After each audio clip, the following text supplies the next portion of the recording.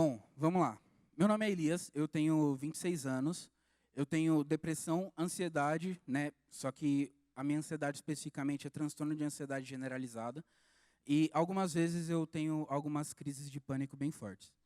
E o que eu vim contar para vocês hoje não é que Deus me curou totalmente da depressão e que foi lindo e que não fiz tratamento nenhum. Não, eu faço tratamento. é, e eu já adianto para vocês que o que Deus me libertou, a libertação espiritual na minha vida, foi a libertação da vontade de morrer. O nome dessa ministração é Da Morte para a Vida. E o versículo que eu baseio ela é... Nem precisa abrir. É João 10:10, que diz o seguinte: o ladrão veio senão para três coisas: roubar, matar e destruir. Eu vim para que tenham vida e a tenham em abundância.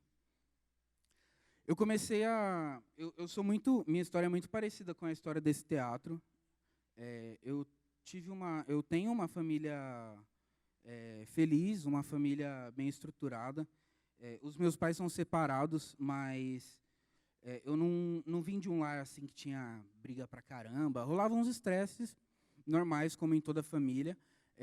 Algumas coisas em determinada época dos meus pais, quando eles estavam passando por outros problemas, machucaram muito a gente, eu e meus irmãos, mas no geral a gente era uma família feliz. A gente era bem aquela família tradicional que, antes deles separarem, né, que a gente sentava na mesa todo dia, meus pais chegavam do trabalho, eu sempre cozinhei, né, eu sempre gostei muito de cozinhar desde criança, então eu preparava a janta para quando eles chegassem do trabalho, todo mundo sentava e a gente ficava dando risada na mesa, bem, mano, bem comercial de margarina, né? Mas aos 9 anos eu comecei a ter as minhas primeiras crises de ansiedade, as minhas primeiras crises depressivas. Eu não contava para os meus pais, porque eu achava que era uma pressão a mais, que eles não precisavam lidar. E esse foi um dos meus piores erros. Nas primeiras crises, o que acontecia? Chegava uma tristeza, chegava uma angústia dentro de mim, e, tipo, é muito doido, porque às vezes tem gente que fala, não, criança não tem essas coisas, criança não tem depressão, criança não tem ansiedade. E, tipo, mano, simplesmente chegava uma tristeza dentro de mim, eu não queria fazer nada. E era uma dor, assim, que tipo, me consumia por dentro. E aí o que eu fazia? Eu ia dormir porque era o jeito de fazer passar. Com o passar dos anos, essa vontade de dormir, ela passou a ser uma vontade de morrer. Eu pensava, bom, se quando eu durmo passa, então se eu morrer, acaba tudo.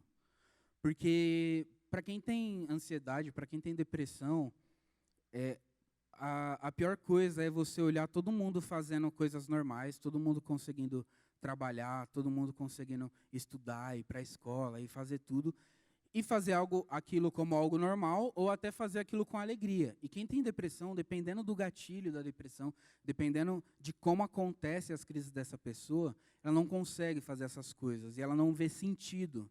Ela tem uma certa apatia com as coisas.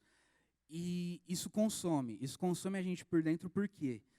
Porque a depressão e a ansiedade é a procura pela resposta de algo que você não sabe a pergunta. E é uma droga isso. Foi passando os anos e toda vez que eu conquistava alguma coisa, ao invés de eu ficar feliz, eu entrava numa crise existencial. E dos 12 aos 16 anos ali eu comecei a planejar como que eu ia acabar com isso. Aos 15 anos eu conheci Jesus. Eu cresci em lar evangélico, mas eu falo que eu conheci Jesus porque foi quando eu tomei a decisão de conhecê-lo plenamente. E eu passei a ter mais forças para lutar contra isso, mas ainda assim eu não contava para muitas pessoas, até porque nem eu entendia. E aí Jesus foi me dando força, foi me curando. Eu confiava muito no que a Bíblia dizia, no que a palavra dizia, e fui caminhando, né?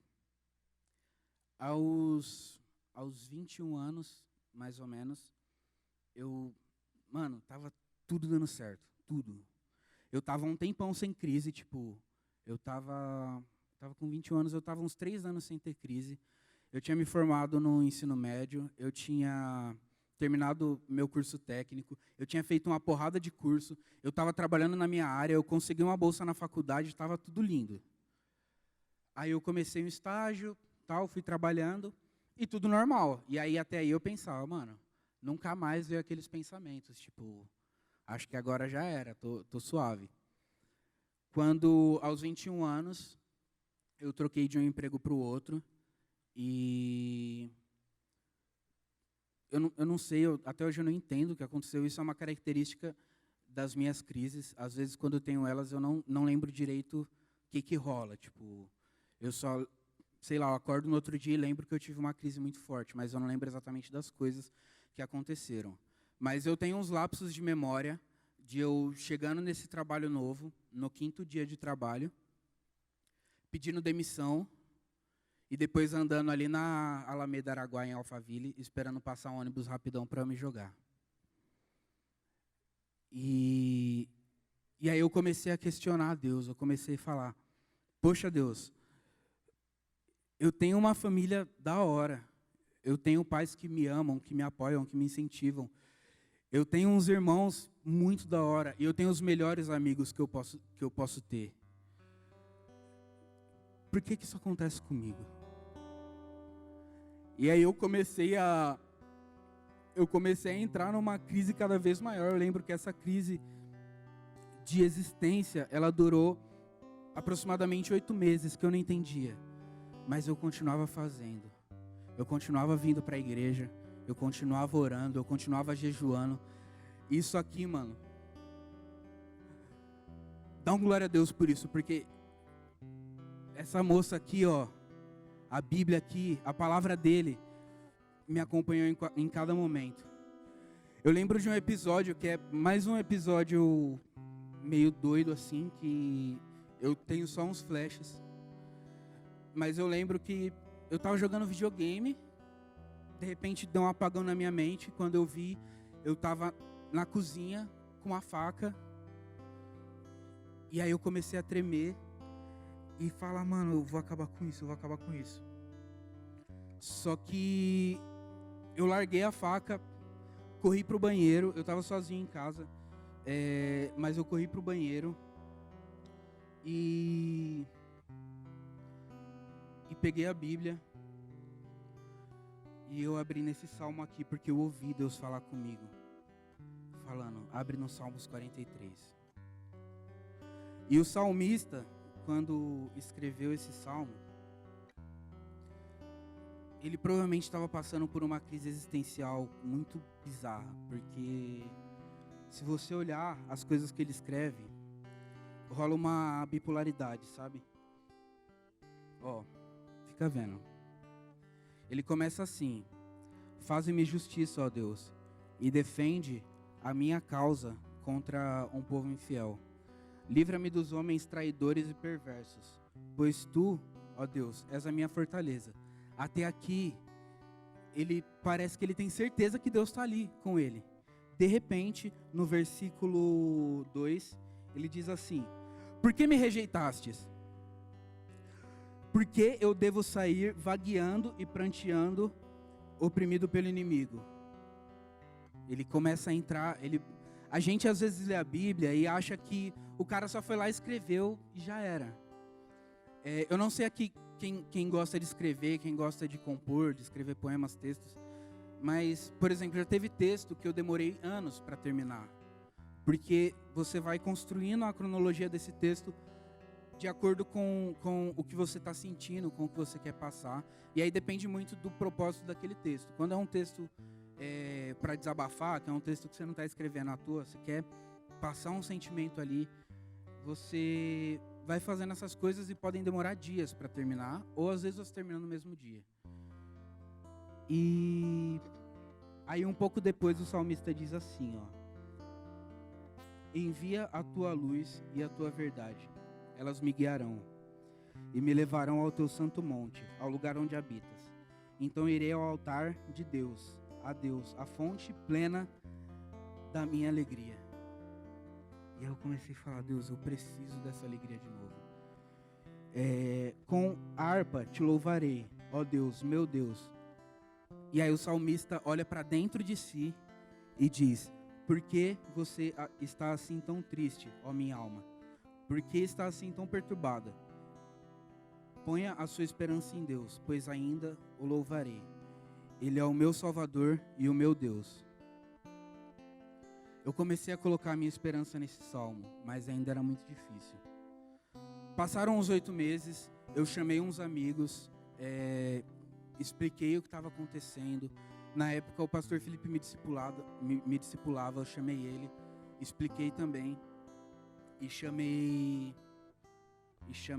esses amigos e falei assim, gente, eu estou passando por isso, isso e isso, não vai ser fácil, eu preciso que vocês orem por mim e que vocês estejam comigo. E aí iniciou mais uma luta assim, porque eu já estava derrotado, eu não queria mais lutar. Só que um pouco antes disso, tem gente até que vai meio que achar doido assim, porque... tem gente às vezes que me manda assim, olha, achei esse vídeo seu aqui na internet. Não vou falar o nome do canal pra a galera não achar. Mas é um vídeo que eu tô fazendo um daily vlog, tipo, à toa, assim, aparentemente à toa. A gente foi pra um sítio da liderança na época. E eu tava fazendo aquele daily vlog porque naquela noite eu ia acabar com a minha vida. E, queridos, eu cheguei num nível tão grande de depressão, que era tipo assim, eu comecei a criar uma apatia pela vida e por tudo que havia nela. Então quando me perguntavam, não, mas o que você está sentindo? Eu falava, não sei, eu não estou sentindo nada. E eu queria voltar a sentir, eu queria voltar a sonhar. Eu lembrava dos sonhos que eu tinha e nenhum fazia mais sentido. E era tipo assim, eu não gostava de viver igual alguém não gosta de jiló, tipo, tem sentido nenhum, assim, você não sabe explicar porque você não gosta de jiló, ou porque você não gosta de, eu conheço gente que não gosta de lasanha, como assim?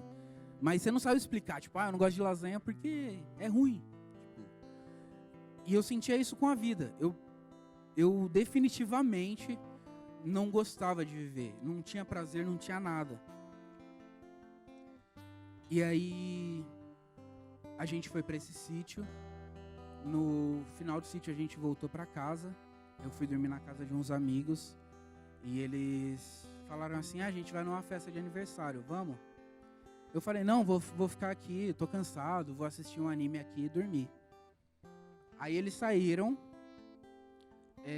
Eu esperei os pais deles e a irmã deles ir dormir. Eles estavam na festa. Já era... nem lembro que horas era.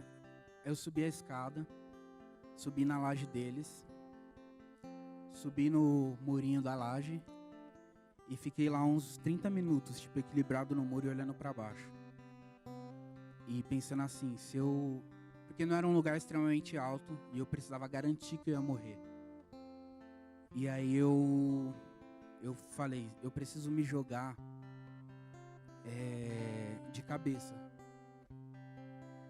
E aí quando eu ia me jogar, eu senti realmente 2 mãos me puxando. Eu caí no chão da laje e comecei a chorar, tipo, copiosamente. Eu comecei a chorar muito. E comecei a falar um monte para Deus. Eu comecei a falar, eu não quero saber mais disso, eu não quero saber de vida. Eu não quero saber que, se eu me matar eu vou pro inferno, eu não quero saber de nada.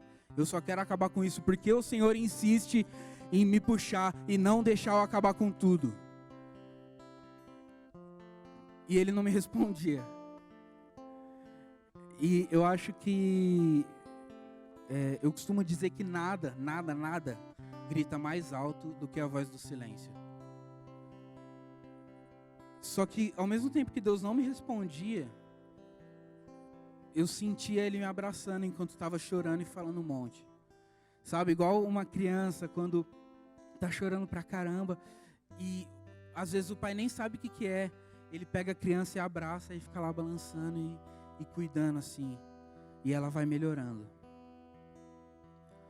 Daí, beleza, segui a vida. decidi continuar lutando até aí sem buscar tratamento, que foi um erro meu ficar tanto tempo sem tratamento, porque nisso aí eu já tinha 21 anos. Voltei a trabalhar, entrei numa empresa, fiquei lá um bom tempo e fui caminhando, fui fazendo as coisas, eu aprendi a conviver, às vezes, com essa apatia. Mas, às vezes, eu parava de trabalhar e ia para o banheiro chorar. Ia para o banheiro me trancar e tentar entender o que estava acontecendo. E tentava entender quando que eu teria felicidade de novo. E tudo isso na igreja. Tudo isso... E não é assim, tipo, eu não senti felicidade por anos. Não, eu era feliz, só que existia essa droga de ansiedade que estava sempre me consumindo. Que vez ou outra aparecia e eu tinha uma crise e aí ficava largado no chão do banheiro da empresa, tremendo, chorando. E aí um dia eu acordei ouvindo uma voz: Elias! Aí eu acordei assustado assim, só que era uma voz de homem. E fui olhar, minha mãe já tinha saído para trabalhar, meus irmãos estavam dormindo. E, tipo, foi a primeira vez que eu ouvi mesmo a voz de Deus, tipo, de forma audível. Porque a gente fala sobre Deus falar com a gente, mas é de uma forma que a gente sente no nosso coração, que a gente ouve uma voz dentro da nossa cabeça.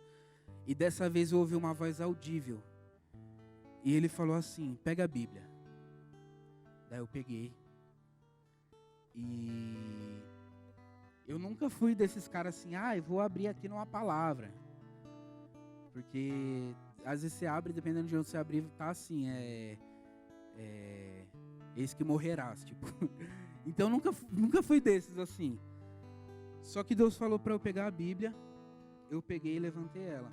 No geral, quando a galera vai abrir a Bíblia, eles fazem assim e abrem mais ou menos no meio. Só que eu peguei ela e ela simplesmente se abriu, tipo, como se tivesse soprado um vento, e ela abriu em Gênesis 8.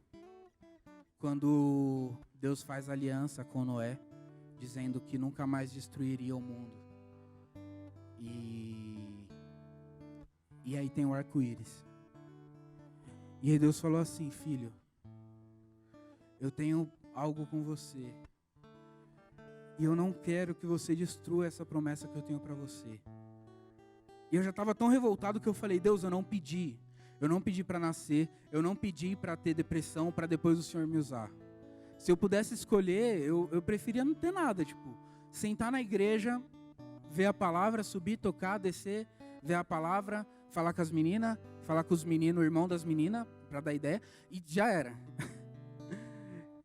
Tipo, para mim era isso. Eu queria só isso. E aí eu comecei a entrar mais uma vez nessa crise existencial. E foi quando começou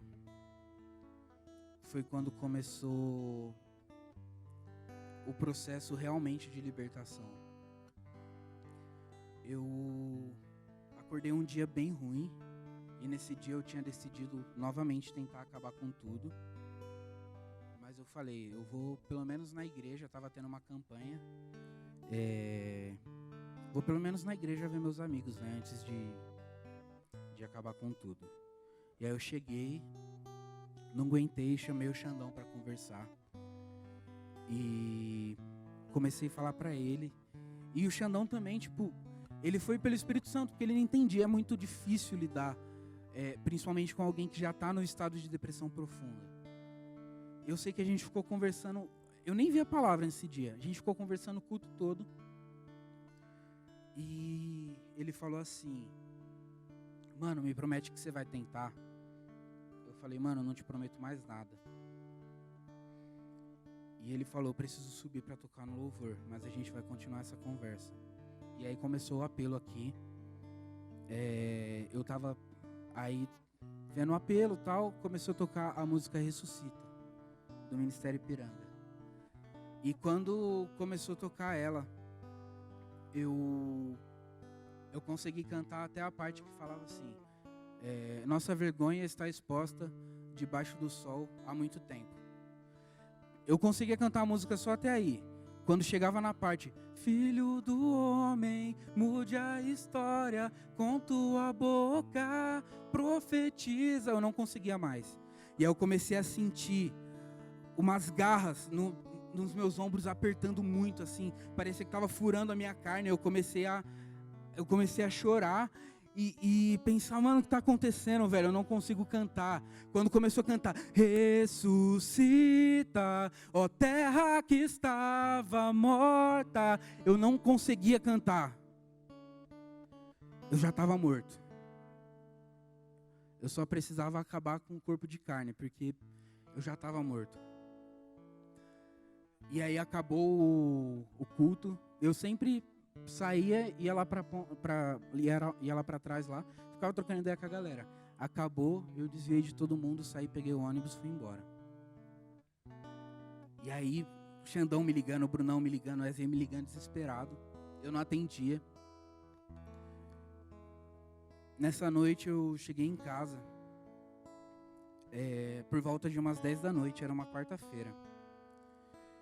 Eu ajoelhei e eu falei assim, Deus, vamos lá. Eu não sei por que o Senhor deixa isso acontecer comigo. Eu não sei, Pai, por que eu tenho que passar por isso. E ao mesmo tempo eu não sei como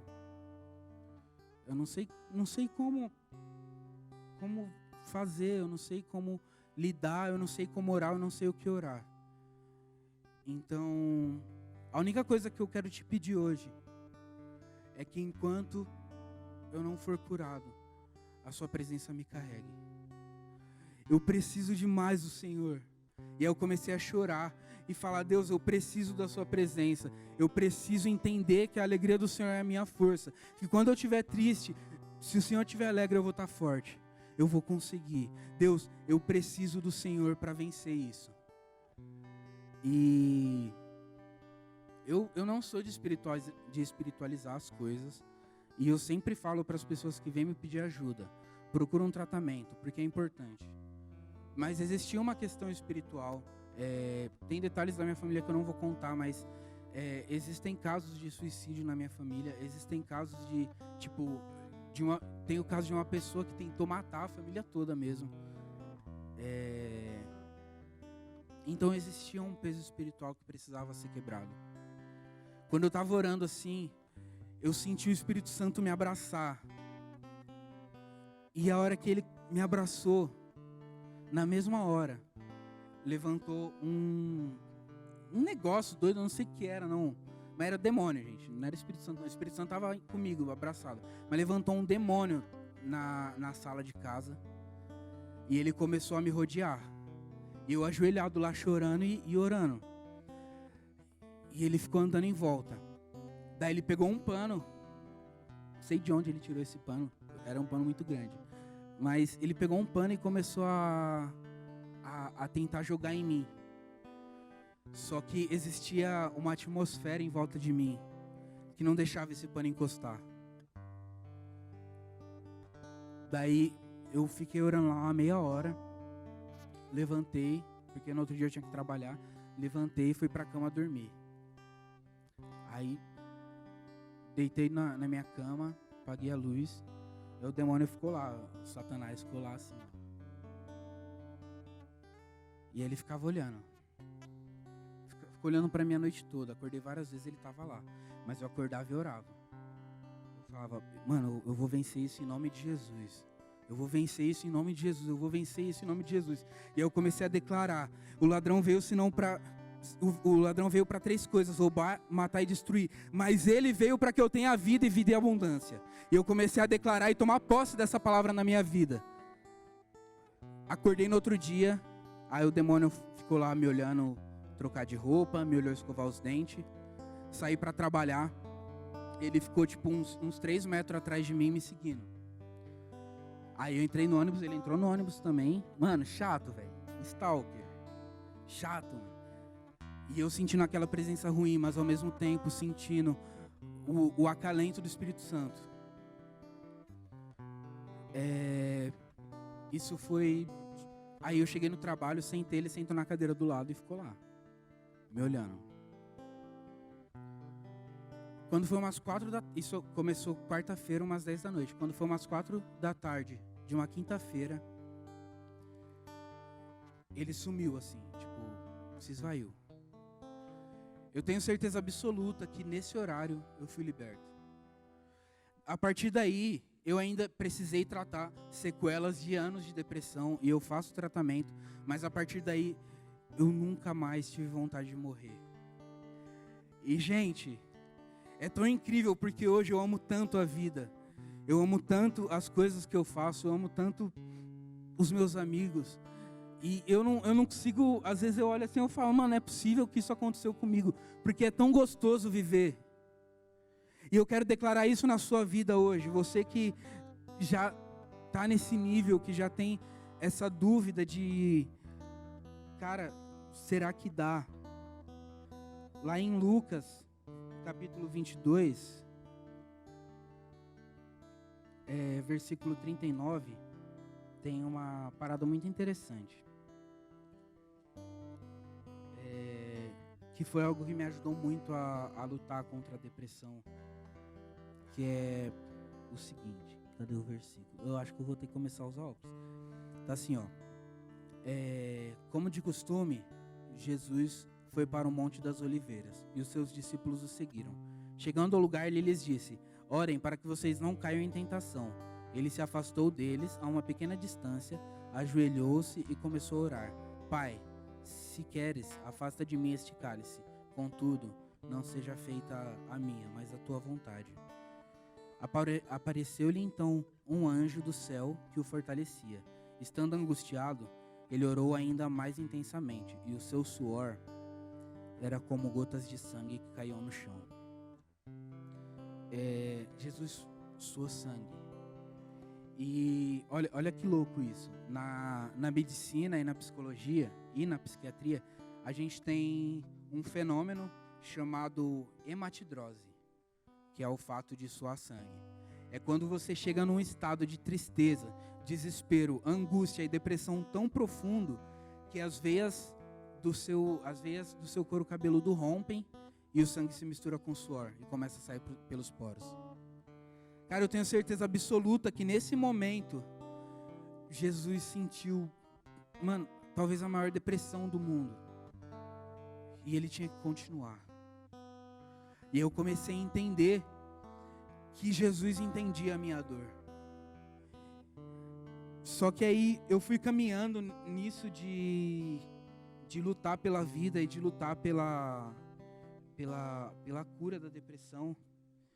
E sempre, como sempre, a Bíblia é minha companheira, assim, sempre lendo. Eu cheguei ali em Apocalipse 21, do 1 ao 7. Aí, mano, se liga nisso aqui, ó. Então, vi novos céus e nova terra, pois o primeiro céu e a primeira terra tinham passado, e o mar não existia. Vi a cidade santa, a nova Jerusalém, que descia dos céus, da parte de Deus, preparada como uma noiva adornada para o seu marido. Ouvi uma forte voz que vinha do trono e dizia: agora o tabernáculo de Deus está com os homens, com os quais ele viverá. Eles serão o seu povo. O próprio Deus estará com eles e será o seu Deus. Ele enxugará dos seus olhos toda lágrima. Não haverá mais morte, nem tristeza, nem choro, nem dor, pois a antiga ordem já passou. Mano, eu não sei quem pira aqui com a volta de Jesus. Eu não sei aqui quem para e fica pirando no céu. Só que, velho, mano, depois de ter passado dos 9 aos 24 anos, cheio de dor no coração, depois de ter passado dos 9 aos 24 anos em vários episódios que eu queria morrer, depois de ter passado episódios como esse, que eu peguei uma faca para acabar com a minha vida, que eu subi numa laje para acabar com a minha vida, que eu botei uma sacola na cabeça para acabar com a minha vida. E eu leio um bagulho assim, tipo: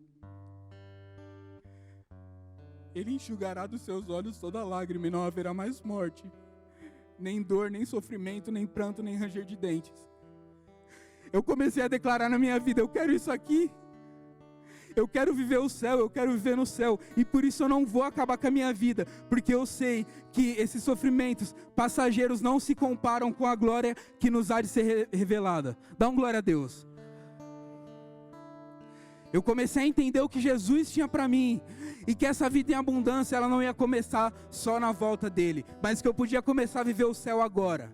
E aí você pergunta, Elias, você não tem mais crise? Você não passa mais dificuldade? Mano, eu passo coisa demais, velho.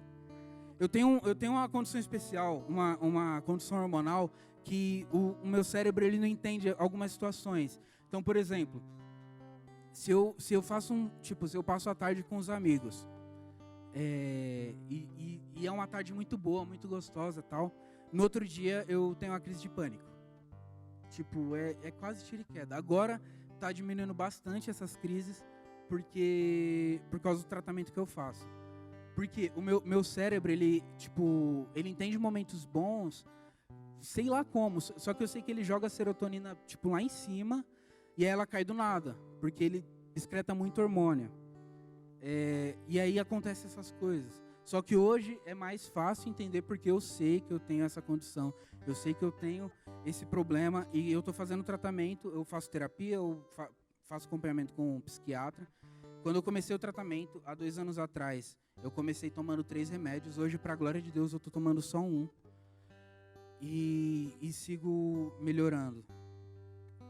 Sabe? Mas assim, eu não vou falar para vocês que, vai acabar o culto hoje, vai todo mundo para casa e vai todo mundo voltar 100% curado. Eu não vou falar. Porque existem questões espirituais, existem questões biológicas. E ambas precisam ser tratadas.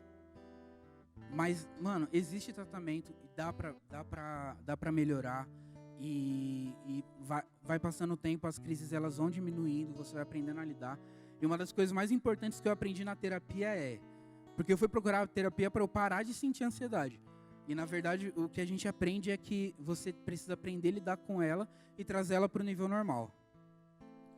Então, existem coisas que, às vezes, por algum gatilho seu, são coisas que te fazem entrar em crise, mas você vai aprendendo na terapia a trazer essas coisas para o nível normal. Por exemplo, eu não conseguia trocar de emprego exatamente por causa dessa crise que eu tive no emprego que eu fiquei durante 5 dias, e aí pedi demissão do nada. Só que eu quero declarar sobre a vida de vocês hoje. O Ministério de Louvor pode subir. Eu quero declarar na vida de vocês hoje a vida. Eu quero declarar na vida de vocês a cura. Eu quero declarar na vida de vocês a condição para procurar um profissional. Eu quero declarar na vida de vocês a coragem para conversar com seus pais. Eu quero declarar na vida de você que é casado a coragem para conversar com a sua esposa, com o seu marido, sobre essas dificuldades. E eu quero que você entenda que não é porque você ainda não conseguiu escolher sua faculdade, não é porque você está desempregado, não é porque você, às vezes sente que dá muito trabalho para os seus pais. Não é por nada disso que você vai deixar de viver. Sabe? Não é. Cara, você é escolhido. As meninas aí, vocês são escolhidas, mano. E Deus, Ele tem um negócio tão precioso para vocês.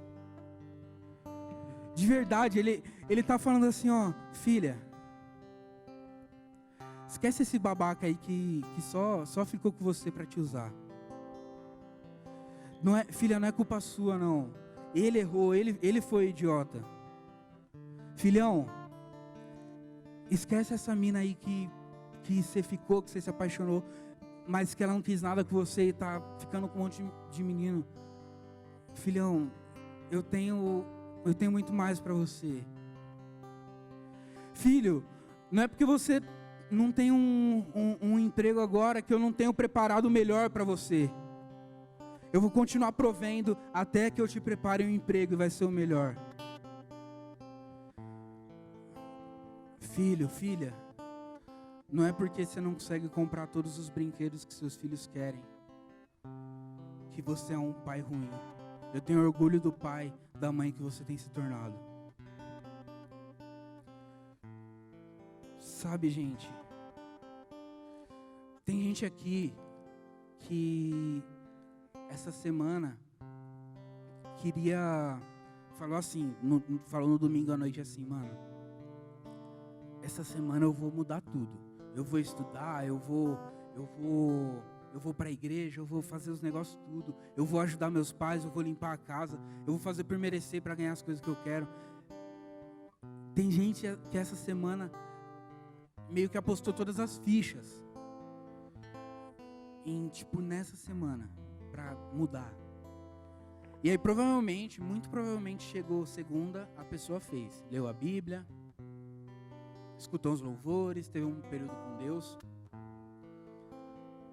Aí chegou na terça, leu a Bíblia, só que leu um pouco menos, já não estudou tanto, não entrou na aula da faculdade. E aí depois, na quarta-feira, já não fez mais nada disso. E essa pessoa começou a pensar assim, mano, eu não consigo fazer nada direito. Eu sou um lixo, eu não consigo. Mano, relaxa. Eu aprendi com o tempo que a gente perde mais tempo se frustrando com a quantidade de coisa que a gente tem para fazer, tentando pensar em como a gente vai fazer, do que fazendo. Quando você não fez o que você planejou fazer, é porque não dava para fazer. Às vezes o seu máximo de hoje não é o máximo de ontem. Porque a gente não é uma máquina, velho. A gente é carne e a gente cansa. Só que para você que passou por isso essa semana, para você que já não tem mais tanta esperança na vida, para você que não entende o que acontece para você, que fica pensando às vezes, mano, eu sou anormal, não tem ninguém igual, eu tô sofrendo mais que todo mundo, e eu queria que alguém me entendesse. O cara ali que eu falei, que morreu na cruz, ele suou sangue, velho, é o nível mais alto de depressão que tem. Ele te entende, e eu te entendo também porque eu sei a droga que é você acordar e não querer fazer nada e não entender nada. Então eu quero que você, que tem passado por essas coisas, se você não se sentir constrangido ou coagido ou algo do tipo, eu quero que você venha aqui na frente, que a gente vai declarar a vida sobre a sua vida agora.